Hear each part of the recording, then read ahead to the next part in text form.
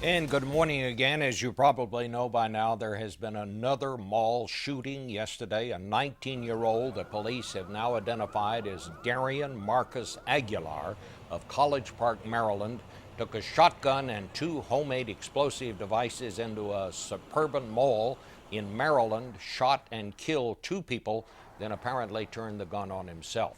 Plus, there is a new threat against the Sochi Olympics that has surfaced this morning from the same group that claimed responsibility for the bombings in Volgograd, Russia last month.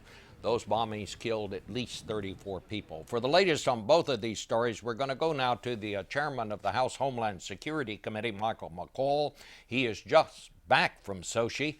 And I want to get to your trip, Mr. Chairman, but first I want to know if you know anything more about the shooting at the Columbia Mall yesterday. We're told that police call it an isolated incident. I take that to mean this was not a terrorist thing. That's correct. This is not a terrorist a threat at all. It's probably more a domestic squabble. But it does highlight the vulnerability of shopping malls. Two shootings, soft targets like we saw in the Kenya shopping mall case. That's a kind of scenario we do not want to see happen in the United States. Well, what do we do? More security at the malls? What do you do to combat that? Well, you can have a lockdown, security lockdown at our malls, but things like canines, a heavier canine presence, very good at detecting explosives. I know this individual had a backpack of explosives. But the fact is, Bob, it's very difficult to stop a lone gunman who may have mental issues that wants to kill people. And he can only do so much to stop that. All right. Well, let's turn to Sochi. I know you're just back. I know when you were there, you said you wanted to come back and get more intelligence before you decided whether you would recommend that your own family go to Sochi for the games. Where does that stand right now in light of now yet another terrorist threat to the games? Well, that's a difficult question to answer. I would say we should not scare people from attending the Olympics. It's a time-honored tradition. If we do not support our team and show up, I think the terrorists are winning, and that's what they're trying to do here. Having said that, I would say that the security threat to the Olympics, this particular Olympics, are the greatest I think I've ever seen because of the proximity of the terrorist to the Olympic Village. And just recently, Bob, most significantly, now we have the leader of al-Qaeda, Zawahiri, from Pakistan, Afghanistan, now calling for a global jihad against these Olympics. As a Homeland Security Chairman, that is very disturbing to me in terms of the security at the Olympics. Well, let's talk about that a little. I mean, is this something? Should we just cancel this whole thing? Should we not put our athletes in harm's way? When he's talking about a worldwide jihad, that sounds pretty serious stuff here. It's concerning. It's a little spooky, combined with these so-called black widows we know are seeking revenge for their husband's death in the Caucasus region. And we know one of these black widows penetrated the ring of steel, if you will, that Putin has put up. I don't think it's time to be an alarmist and cancel. If this thing gets worse, maybe we would consider that. But remember, this ring of steel is about 100,000 security officials. I saw them down there. The Cossacks, you have the special forces, the military.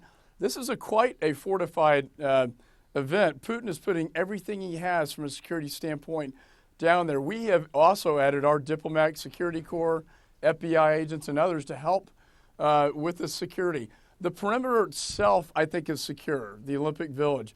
I think the real threat lies outside this ring of steel where soft targets can be hit quite easily. And I think you're probably going to see more of those like you just saw with that train bombing you had on the program earlier by a suicide bomber with buses.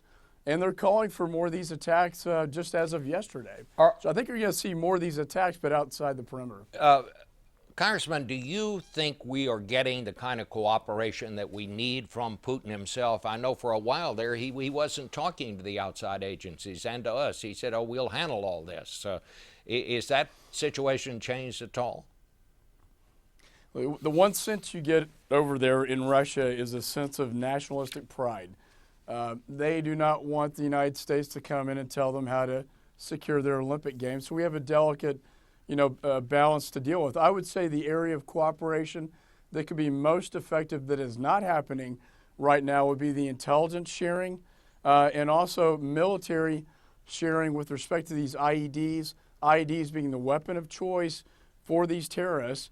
We have these jamming devices that could stop IEDs from going off. We've offered that to the Russians, and so far they have not accepted that offer. I would implore them to work with us on that. All right, just tell us where we are right now. Where does this stand? How dangerous is this? What has to happen here? What needs to be done? I think what brings us home, Bob, is I remember appearing on this show talking about the Boston bombers and trying to explain why this area is so important. This is the Chechen rebels. This is, the Dagestan area that's been at war with Russia for 150 years, and now it's spun off into a radical Islamic movement. And so, again, the concern, my job is to look at threat assessments and to protect Americans. We're going to have 10 to 15,000 Americans at these Olympics. So this latest development with the leader of al-Qaeda, there's never been this connection between Pakistan, Afghanistan, and Chechen rebels before, although some would argue there's been support. But for the first time, Zawahiri coming out and endorsing, blessing, and calling for this global jihad against the Olympics, wow, that gives me great pause. All right. Well, very disturbing news this morning, but thank you, Mr. Chairman, and I hope you'll keep us informed.